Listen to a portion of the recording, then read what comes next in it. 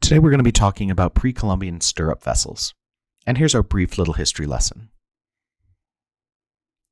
These vessels were made by a variety of indigenous cultures in Peru, and they all feature this very distinct stirrup spout.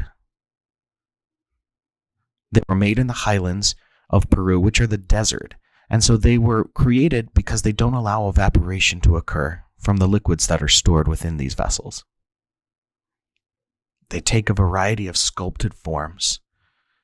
And here are some student examples that were made by my class. All right, so today we're going to be making a stirrup vessel. I've got my little bit of clay and I'm going to smack it into a small pancake. Just use a bit of a rolling pin to flatten it out a little further. Now I want to just cut it into a circle, about 5 inches across. I'm going to score it and score my coils.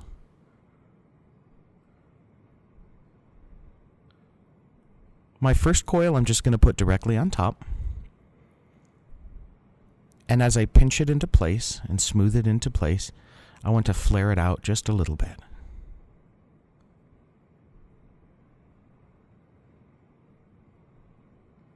My second coil, I'm going to lay on the outside edge so it continues to flare out. See, it's just a little bit bigger.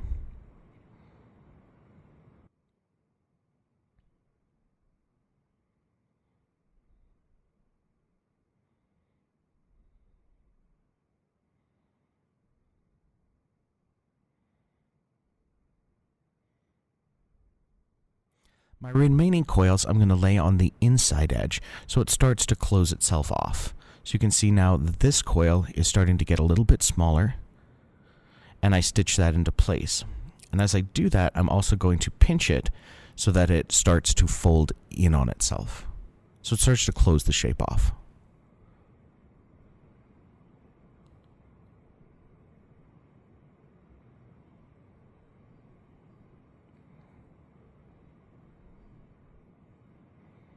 And I'm going to continue doing that, laying the next coil on the inside edge so it gets smaller and smaller.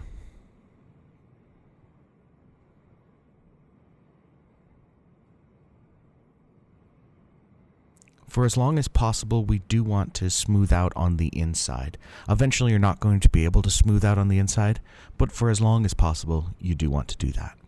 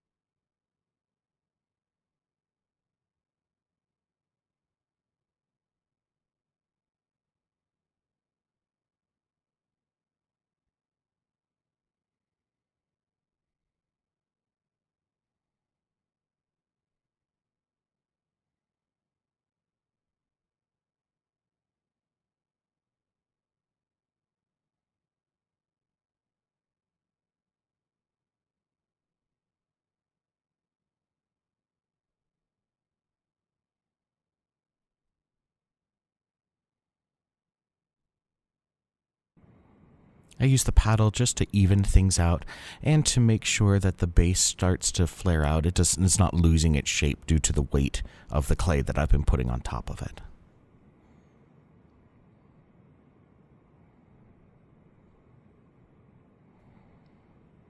And I close it off with a coil. From here I want to smooth it off, and so the first thing that I want to do is scratch the whole thing with a serrated rib.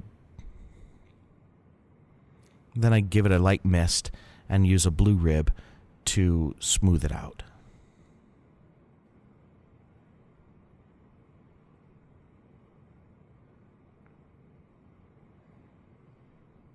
So while this gets it nice and smooth, I do want to continue to shape it. You can see that it's got some lumps and some uneven parts. That's why I want to continue to use the paddle to smooth it out and make it nice and even and round.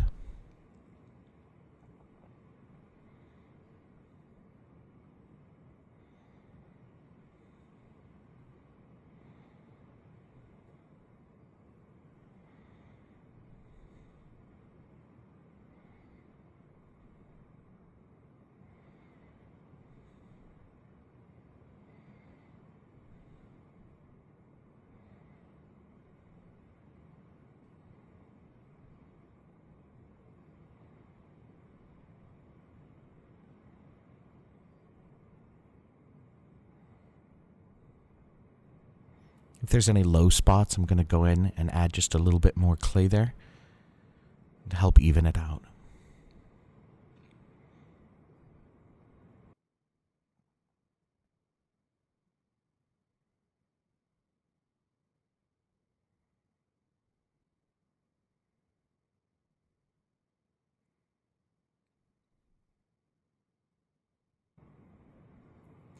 And now that the body is essentially done, I'm going to move over to the extruder and make the spout.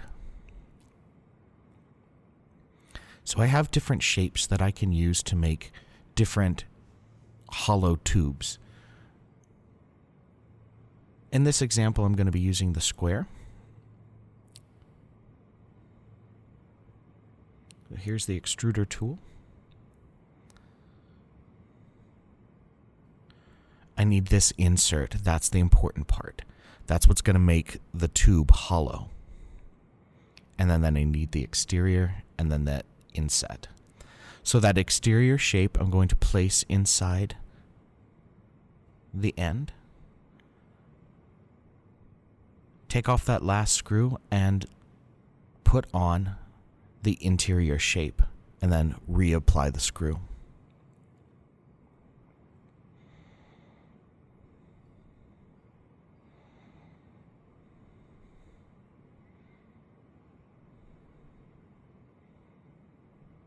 So that interior shape is what's going to make the tube hollow. I come over to the extruder machine and attach that onto the base.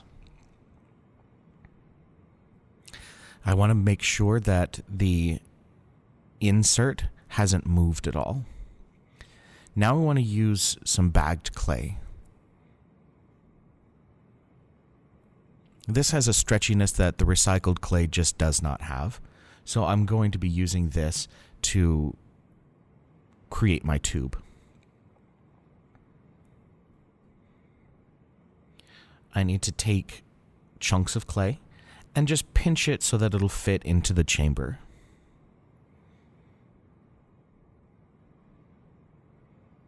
Move the plunger out of the way.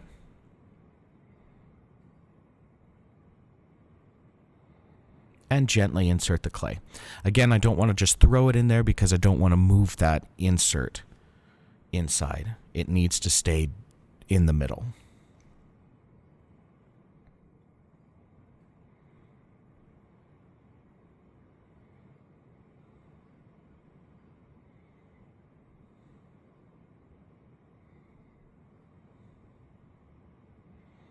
And then I use the plunger to bring it down. Now to extrude the clay, I'm going to use the plunger. Occasionally I do need to use the hammer to loosen the shackle.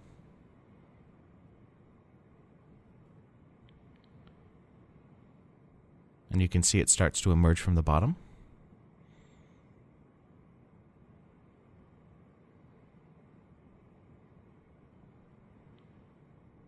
And there it is, a nice hollow tube.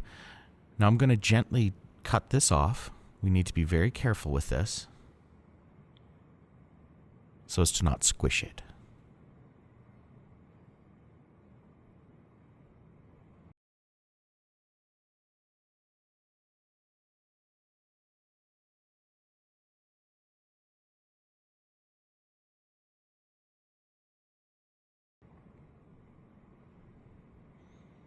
And I'm going to attach another piece onto the top.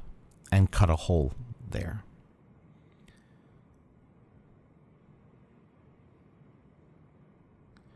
As you're turning the hollow tube, you want to make sure that you're not too rough with it. As we're turning it and shaping it into that spout shape, we want to make sure that we're very gentle and we're going very slowly so it doesn't deform the spout.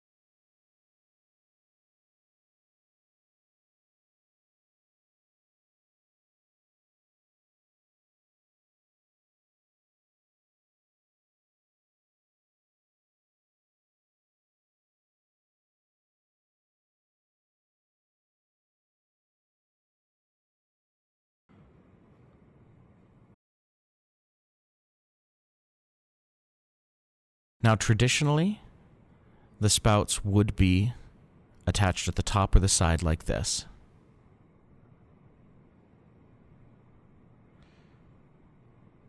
So I'm just going to mark off where it goes, and I'm going to cut the hole. I'm going to put mine slightly off center so it's angling to the back.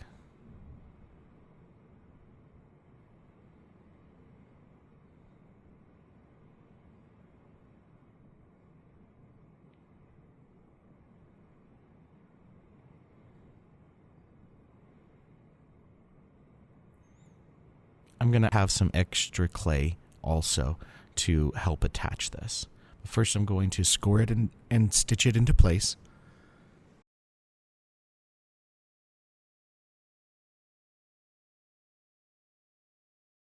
And then I'm going to use an additional strip of clay to wrap around so I have more area to stitch with.